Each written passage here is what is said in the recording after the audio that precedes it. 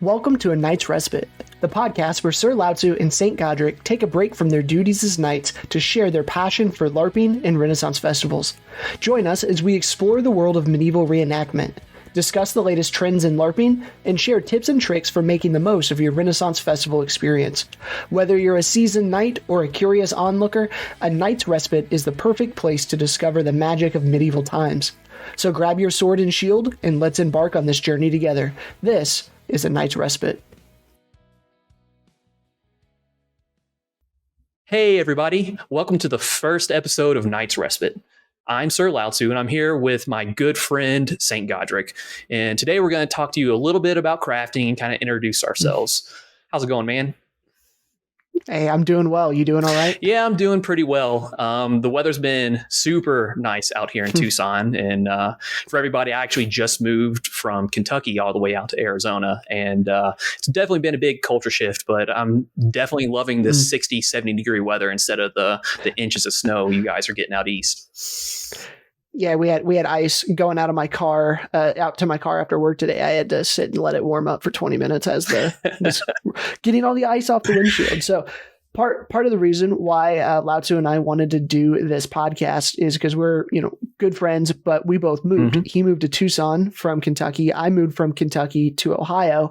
And this is something that we're both real passionate about, but also just wanted to give us an opportunity to make some content, have some fun, and give us an excuse to hang out a little bit, and then kind of let some other people hang out with us as well. So I've got something kind of fun, Lao Tzu. He doesn't know I'm about to do this. So some of you have probably seen Lao Tzu and I. We've done some different podcasts together. We've done some different content on my channel before, but we want to do a short introduction for those who maybe don't. So I am going to start by introducing Lao Tzu, and then I want Lao Tzu to introduce me. And then we'll see how that goes. We don't get to introduce ourselves. Okay, are you sure? I think it'll be. I'm sure. I'm positive. So, for those of you who haven't met Lao Tzu yet, one of my favorite Amp-Guarders in the entire game, kind boy. I'm pretty sure started with martial arts before he got into LARPing.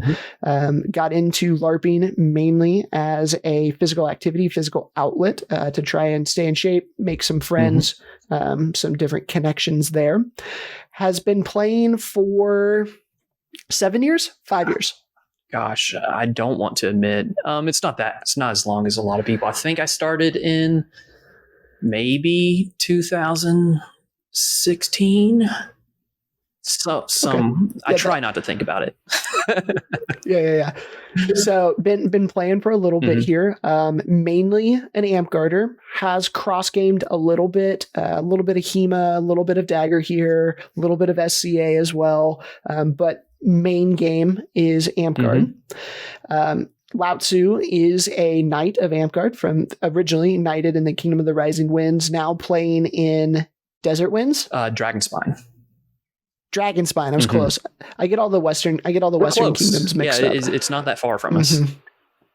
Yeah. And Serpent Knight for Master Owl, which we'll get into what those mean here in a little bit, some of those titles. But suffice to say, very crafty person, got his owl through woodworking. And as far as in-game, I would say favorite class, I'm torn. It's either druid or assassin. I'm gonna say assassin. Those are both good guesses. We'll say it's a tie. Tie. Okay. I bet you druid is probably your favorite. Assassin is the one you're best at. Would be my assessment. That's pretty fair. There's a lot of versatility, and hey, maybe that'll be a good episode to kind of go what our feels are on our favorite classes and least favorite classes. For sure. That would be fun. All right. So everyone, there's your 2-minute synopsis on Sir Lao Tzu. Your turn. Okay. See what you know. So this is St. Godric. He's usually wrong about most things, and I kind of keep him around as an act of charity, helping him out, correcting him whenever he's wrong all the time. Both me and his wife kind of take that upon ourselves as it's a burden. Yeah, they tag team. It's a burden. Yeah. But somebody's got to do it. Godric has been in the game for, I think he started I think about 3 years before I did. Especially like being less in the nerd culture whenever you first started, like showing up in ball shorts and things. I mean, so do all of us, but seeing kind of the combat aspect of it and really kind of resonated with you. So he's been playing for a while in the Rising Winds most of that time. But now he is playing a lot in Winter's Edge and is making a pretty big impact down there, especially with the A&S culture and some competitive battle gaming culture down there, which is pretty awesome. He is in Amgard, also a Serpent Knight, specifically for dragons, doing a lot of belts and doing a lot of tournament performance. That's kind of where you got your masterhood in Master Dragon. But you also cross game a lot more than I do, doing Beldag a lot, really enjoying that type of combat, especially. You've not really fought too much in SCA, but you really love the culture. Way too much into Mongolian culture, but I don't know, that's everybody. And now you're definitely looking a little bit more on the kind of, we'll say, mentoring side of things in the game, kind of building up culture, building people up, kind of building up good practices where you're at. You just started a park recently in Winter's Edge, but had to move whenever you went to Ohio. And you are big into playing Paladin. You have a really nice kit for that, good shark mail, really cool shield, everything like that. So I think that is most of the synopsis I'm going to give, at least. Yeah, I like it. And if you couldn't tell right there, Sam, I'm going to do that a whole lot. Lao Tzu and I.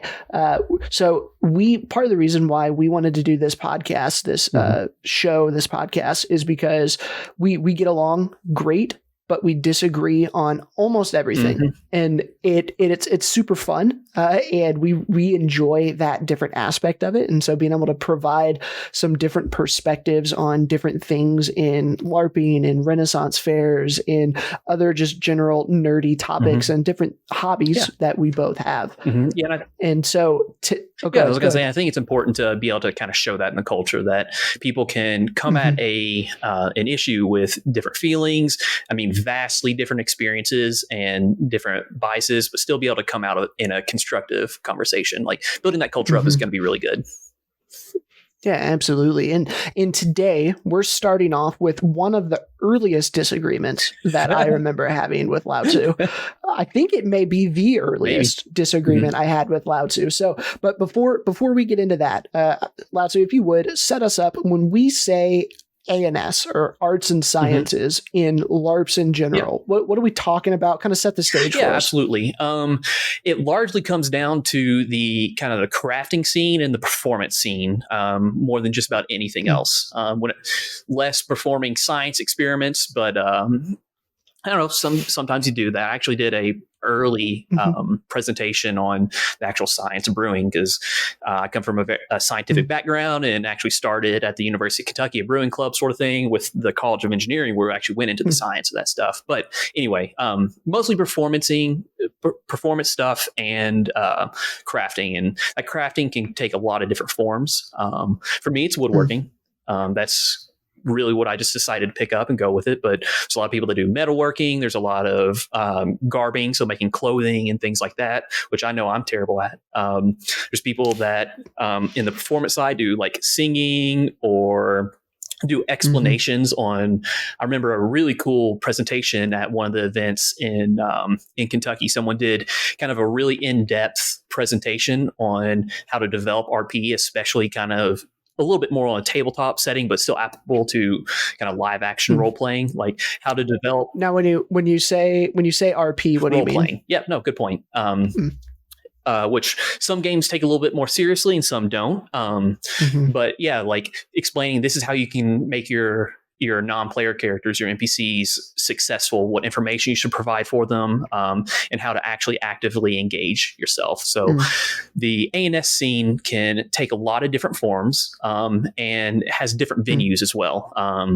So there's just general doing crafts and performances, whether it's around a bardic fire at an event or just making things to wear. But there's also tournaments. That is a particular scene in the Amtgard game where there'll be tournaments that are kind of based around performing or doing a certain craft with a certain rubric, and you're scored on that and kind of put up against each other to see who's going to come out on top. And it can have a million different rule sets, whether it's one best item one-on-one until you kind of get the best of the best, that style tournament, or you might have to do 3 different styles of crafting.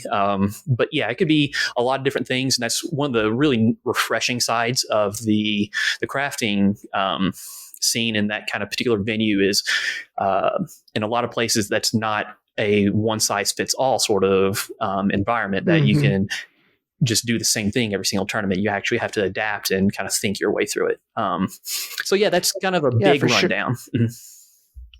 I know a lot of different LARPs out there will have some sort of arts and science culture. And so in Amtgard and in the Society for Creative Anachronism and a few of these other games, it takes the form of tournaments. And a lot of what the ANS, we call it, for shorthand for arts and sciences, is essentially making all the stuff that we do and that we use. And so I really enjoy ANS because it gives me something to do at home during the week with my hands, keeps my mind busy, keeps my hands busy.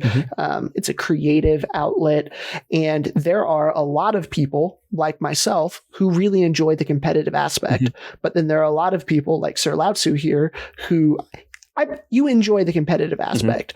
But you ended up getting in the game of Amtgard, their Serpent Knight, and SCA has Knighthood, Daggerheer, Belagarth. Some of the games you'll hear us talk about frequently on this show have ANS Knighthoods or peerages, as they're often called, for arts and science.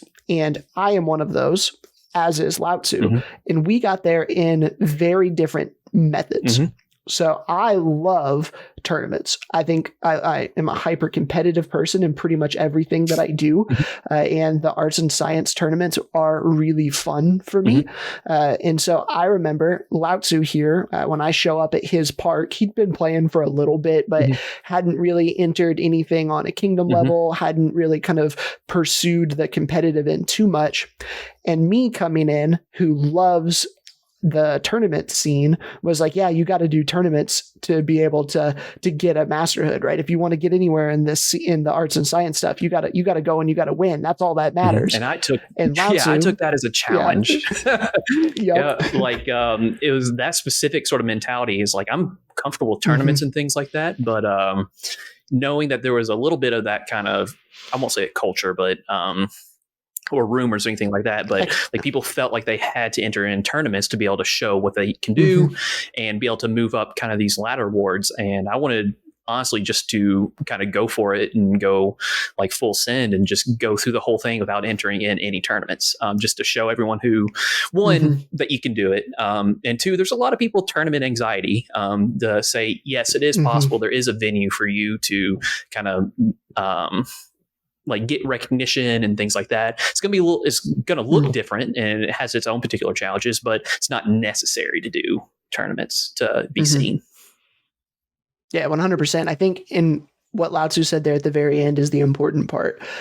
If you're making things and you're trying to go up the ladder award, which in certain LARPs you'll have these things and other ones you won't, essentially the ladder is a 1 to 10 scale where you continue to progress and get better and better, and you get awards. You can see, I don't have any in mind. I'm pointing over for Lao-Tzu. He's got some of his awards on the wall. Mine are up. You can't see them. They're off screen, but we take a lot of pride in our awards. It's a cool acknowledgement of the skill and the time and the effort that you've put into a particular craft. And you can, to get those things, to get those awards, to move up the scale, as it were, your stuff has to be visible. And there are a few ways that you can do that. The easiest way to be visible is tournaments. But it's not the only way to be visible. So it's definitely easier to be seen in tournaments because people are actually actively looking at what's going on. I mean, both in a judging sort of way, but also just it's present for the monarchy or whomever to kind of look at. Mm-hmm. So can you talk a little bit on how did you get your items, your woodworking crafts in front of the people who could give you these awards if you weren't entering them in tournaments? Because for me, that's all I ever did. I entered tournaments and I vended and I sold stuff. And so my stuff got out there in front of a lot of people because I was vending and then I was winning tournaments. So it got in front of the eyes of the people who could give me those awards. But you took a different path. So what did that look like? Some of it will be a little bit particular to woodworking, which is a very kind of big craft. It's hard not to notice it, sort of thing. And I honestly just kind of felt like going for it. I was deciding whether or not to go into kind of like metalcraft or woodworking. And I lived in a neighborhood where hitting an anvil and a hammer together for hours on end was just going to be really annoying to the neighbors. So it was only a little bit annoying with like saws and things like that. Try to be a little conscientious, but anyway, so it can take a couple different forms. Making kind of bigger items, like I made a couple siege weapons and used them at different events and different games, especially on kind of we'll say on the NPC side of things. I wasn't actually participating in the game, but you can have these siege weapons in the background as a kind of a bad guy or an obstacle for people to have to deal with. So like having something big and obvious is a very easy way, but if you're doing kind of smaller crafts, that's not necessarily an option. So a very readily available, and I will like beg people to actually get into it, is getting into the gift scene, especially on like knightings. There are several gifts that are given in Amtgard in particular. There's a lot of gifts given for knighting, whether like swords, garb, belt favors, anything. And some are pretty regular, but they don't have to be. You can do whatever. That is really where I kind of moved up the track. Was I made chests for people, which really wasn't a thing in the Rising Winds until I came around. It was a little bit of I'll say a little bit of a labor of love to try to get that to be not an expectation, but just another, like a thing that people could do again. And I went years just making 3 or 4 nice chests every single year, sort of, because I was the only one doing it, and being friends with people, and I wanted to provide that. So it took up pretty much all of my crafting time. Well, and when he says knight's chest, what he means is, so you go and you do these big ceremonies, and it's a 5 to 10 year journey for these people. And so when they get knighted, a lot of their friends are giving them these gifts. And so they end up with just a lot of stuff, and they're getting it all at the same time. And how do you carry it? And so part of it is a practical, you're giving them this chest to keep all their cool new toys in. But then another part of it is it's something cool that they can either take home and use as furniture in their home. Cause Lao Tzu here is, I mean, furniture grade, very high end, very, his stuff is beautiful. I have a piece in my living room. But then you could also take it out to the event, back to further events. If you want to keep all your garb in this chest, you can bring that out with you every time. And it's a practical gift, but it's also a really cool way to show your skills. Sorry, I didn't mean to interrupt. No, good point. And it was something very visible. At least to the person receiving it. A lot of people didn't, it wasn't part of the ceremony or anything like that. So that kind of raises a little bit of point, even if something is kind of very obvious and a very big part of a ceremony, or it may not be. On the side of not doing the tournament scene, this is kind of getting a little bit into the difficulties. And sometimes you have to do a little bit of I won't say humble bragging, but a little bit of bragging on yourself. You have to show your stuff to people. You can't just kind of keep it in a box or not say anything. People might not notice. They might not know that you did it. And this can kind of go for even just items for yourself. If you make yourself a belt or a new tunic or something like that, you have to, you do have to tell people, it's like, hey, look at this. I made this, whether that be or get your friends to. If you're not willing to do it, get 5 of your friends to go and do it. And a lot of people, almost everybody's willing to show off their friends' stuff. Hey, look at what my friend made me. This is really cool, Yeah. And show the people that you kind of I won't say look up to in kind of the crafting scenes. It's hard for me to go to an event nowadays without people showing me woodworking pictures and things like that. And I love it. I love looking at it, and I love gassing people up. And I love recommending awards for it too. the people that are kind of like you see that have done these crafts and kind of done this little journey, and has reached some sort of end. It may be masterhood, it may not be. It's whatever. It's unique to the person, but show them your stuff and kind of get creative feedback. Usually people are pretty good about that. And a lot of people will recommend you. Like I love doing that. It's very rewarding for me in the game to be able to look at that, give, hey, you did this fantastic. Hey, maybe you could try this technique, for example. And the crux of it though is understanding that you really have to have people see it. And knightings, if you make a sword, people are going to see that sword. So it takes a little bit less of kind of like showing your stuff off yourself. But if you're making really fantastic belt favors or really fantastic hoods or something similar to that, you might have to say, hey, look, I made that. What do you think about it? And that can be just as effective as entering in tournaments or not in tournaments, whether that be, hey, talking to your friends to kind of network for you, or I mean, just immediately talking to the monarchy. I mean, I did the same because there was a chest that wasn't going to be given for a while. So I ended up just like, hey, check this out. I actually brought it to a tournament and the person was there. So I had blankets all over it, sort of thing. But just like, hey, check this out. Take a look. I want you to kind of look at it and see how well done. And that may be a little bit hard, but I don't know, it might be a place to grow, because at the end of the day, like if you're doing these crafts, they're important. You're growing, you're getting better. There's intrinsic value and all that stuff. So being able to brag on yourself a little bit is a good thing.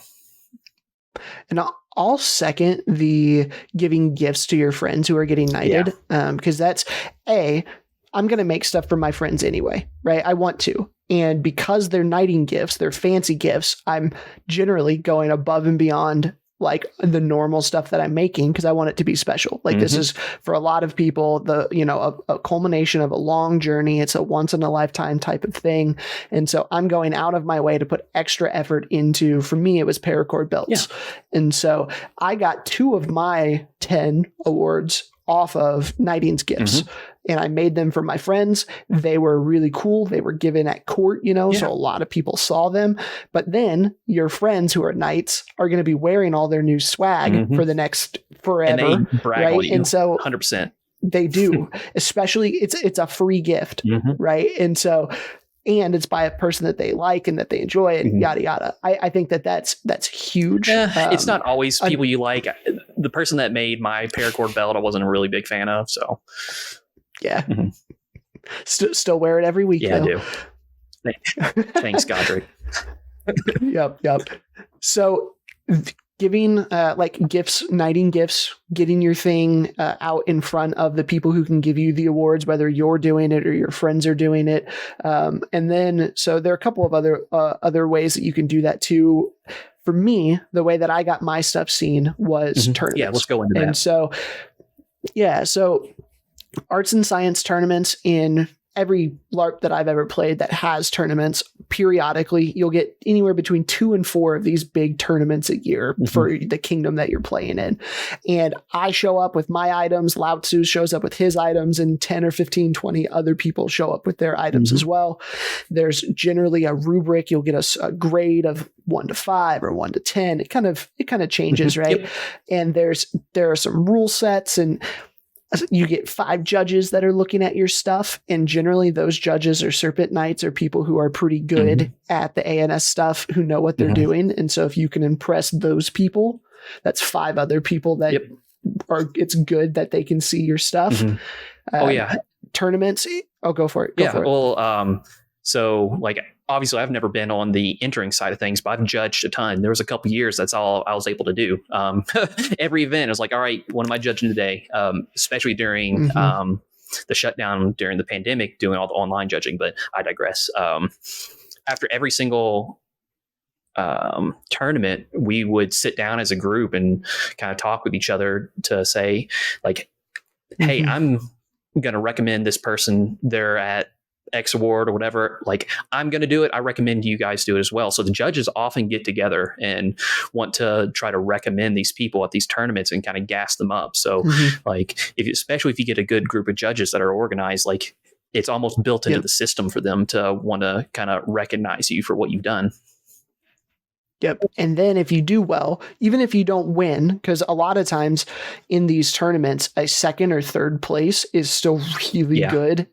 Especially if you show up at a tournament and you come in third place to St. Godric and Sir Lao Tzu and you get third, that doesn't disqualify you from high level awards. The fact that you got third and the only people in the field who beat you are current active Serpent Knights is nothing to be ashamed of, especially if you're at like a fourth order. For sure. I mean, just like fighting warlords. That's really sick. It's like if you get third in tournament behind 2 warlords, like you're probably doing pretty good.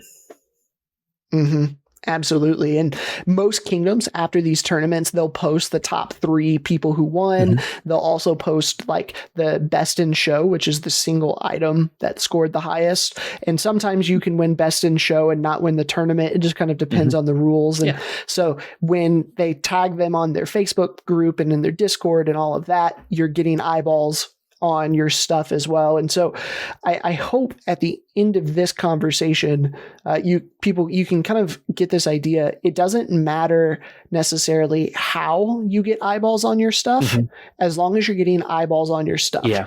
And that can be whatever is the way that you're most comfortable with and the way that you have the most fun. Yeah. For me, that was tournaments. For Lao Tzu, it was not tournaments because he's okay, I was going to say because you got to be spiteful to me, so you're not going to do tournaments. I wouldn't go spiteful.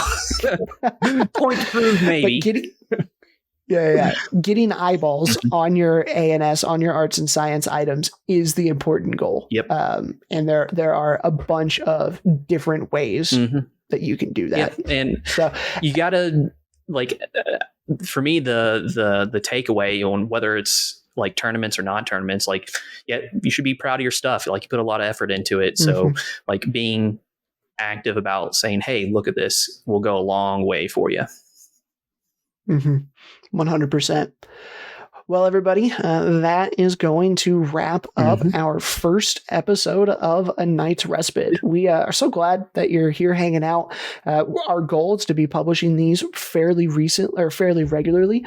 So if you have any ideas on topics that you'd like to see us cover, anything in the LARP world, anything in the Renaissance Fair, or just anything, adjacent to those things as well. Throw those down in the comments below. We'd love some ideas on that. And if you enjoyed this content, please hit that like button. It does help out the channel a whole lot. And I am St. Godric. That is my friend Sir Lao Tzu. Hopefully we're on the right side. Actually, I hope you're pointing into space. And this is A Night's Respite. We'll see you next time. See you guys.